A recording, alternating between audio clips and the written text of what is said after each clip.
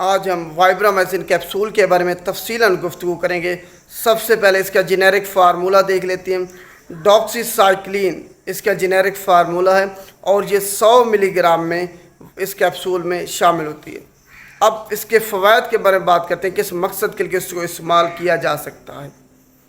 یہ ایک Broad spectrum anti biotic ہے۔ یہ ہر قسم کے انفیکشن کے لیے، ہر قسم کے بیکٹیریا کے خلاف استعمال کی جا سکتی ہے، جن میں سے اگر آپ کو اینتھراکس ہے یا پھر ٹریولرز ڈائریا ہے، اگر آپ سفر کر رہے ہیں، سفر کے دوران آپ کو ڈائریا لگ جاتا ہے تو فرسٹ چوائس آف ڈرگ یہی ڈاکسی سائکلین ہوتی ہے۔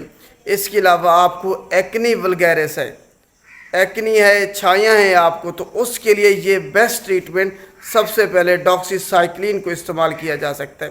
اگر آپ کو نیمونیا ہے، ریسپریٹری ٹریکٹ انفیکشن ہے، یورینری ٹریکٹ انفیکشن ہے، جی آئی ٹی انفیکشن ہے، اس کے علاوہ سیکسول ڈیزیزز ہیں، آپ کو ایڈلٹ گروتھ ہارمون ہے اس کی ڈیفیشنسی ہے آپ کو، اس کے علاوہ پروفائلیکسس آف ملیریا سے بچاؤ کے لیے احتیاطی تدابیر کے طور پر اس کو استعمال کیا جاتا ہے۔ ان علاقوں میں جہاں پہ ملیریا بہت زیادہ پایا جاتا ہے، مچھر، وہاں پہ ڈاکسی سائکلین استعمال کرنے سے آپ ملیریا سے محفوظ رہتے ہیں۔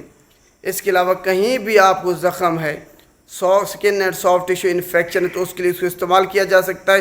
آپتھالمک انفیکشن ہے آپ کو، تو ہر بیماری کے علاج کے لیے یہ ڈاکسی سائکلین استعمال ہوتی ہے، تو یہ آپ نے اس کو ذہن میں رکھنا ہے۔ اب دیکھتے ہیں کہ کون لوگ اس کو استعمال نہیں کر سکتے۔ بچے جن کی عمر 8 سال سے کم ہے وہ اس کو استعمال نہیں کر سکتے۔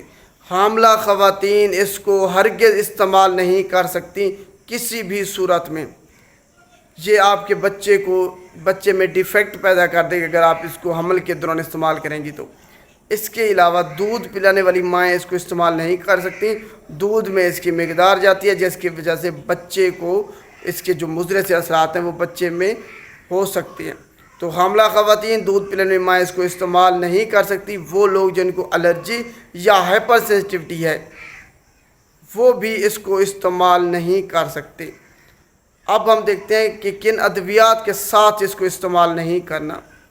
وارفرین کے ساتھ آپ نے اس کو استعمال نہیں کرنا، فینیٹائن کے ساتھ آپ نے اس کو استعمال نہیں کرنا، الکوہل کے ساتھ آپ نے اس کو استعمال نہیں کرنا۔ اس کے علاوہ آئرن کنٹیننگ کوئی بھی سپلیمنٹ ہے اس کے ساتھ آپ نے اس کو استعمال نہیں کرنا۔ اس کے علاوہ اینٹاسڈ سیرپ کوئی بھی ہو گیا جن میں میگنیشیم ہوتا ہے، ایلومینیم ہوتا ہے، وہ بھی آپ نے اس کے ساتھ استعمال نہیں کرنا۔ اگر آپ کوئی کنٹراسیپٹیو یوز کر رہے ہیں تو اس کے ساتھ آپ نے یہ والی میڈیسن استعمال نہیں کرنی، ان کا آپس میں ڈرگ انٹریکشن پایا جاتا ہے۔ اب دیکھتے ہیں کہ ڈوز کیا ہے اور کیسے استعمال کرنا ہے آپ نے، یہ سب سے اہم ہے۔ یہ اینٹی بائیوٹک اگر آپ نے اس کا دورانیہ پورا نہ کیا، ایک دن بھی کم کر دیا اس کی جو کھانے کا دورانیہ استعمال کرنے کا، تب آپ کو کوئی فائدہ نہیں ہونا، پوری آپ کی ٹریٹمنٹ ان ایفیکٹو ہو جانی۔ تو اگر 3 مہینے کا کورس ہے تو آپ نے 3 مہینے پورے کرنے ہیں، یہ ذہن میں رکھ لینا ہے۔ اور اس کی مقدار آپ نے جو سب سے پہلے شروع کرنی ہے وہ 200 ملی گرام سے شروع کرنی ہے۔ بے شک آپ 12 گھنٹوں میں ایک استعمال کریں، ٹیبلٹ یا کیپسول، یا پھر دونوں اکٹھے استعمال کریں، 2 ٹیبلٹ اکٹھے یا 2 کیپسول اکٹھے۔ تو یہ اس کا دورانیہ ہے کہ پہلے دن آپ نے 200 ملی گرام استعمال کرنی ہے، اگلے دن پھر آپ نے جو مینٹیننس ڈوز ہے اس کی وہ 100 ملی گرام کر دینی ہے۔ اور آپ نے اس کو پانی، دودھ یا پھر کھانے کے بعد استعمال کر سکتے ہیں، خالی پیٹ استعمال کر سکتے ہیں۔ اگر خالی پیٹ آپ میں یہ جی آئی ٹی مسائل پیدا کرتی ہے، معدے کے اریٹیشن ہوتی ہے آپ کو، تب آپ کھانے کے بعد بھی اس کو استعمال کر سکتے ہیں۔